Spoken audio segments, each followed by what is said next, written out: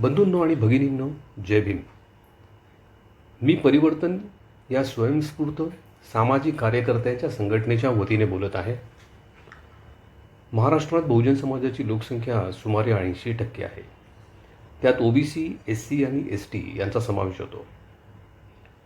बहुजन समाज पक्ष, वंचित बहुजन आघाडी आणि आरपीआय आठवले हे महाराष्ट्रातील बहुजन समाजाचे प्रतिनिधित्व करतात असं सहसा समजण्यात येतं.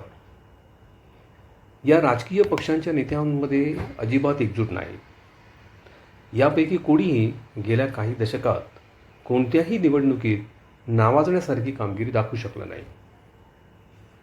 ह्या वर्षीच्या लोकसभा आणि महाराष्ट्र राज्य विधानसभा निवडणुकांमध्ये युतीची रणनीती काय असावी, EVM की बॅलेट पेपरचा वापर असावा इत्यादींसारख्या राजकीय मुद्द्यांवर या पक्षांना अचूक निर्णय घेता यावेत.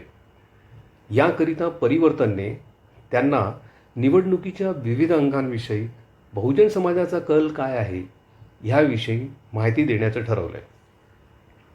याकरिता परिवर्तन महाराष्ट्रातील बहुजन समाजातील नागरिकांचं ऑनलाईन सर्वेक्षण करत आहे.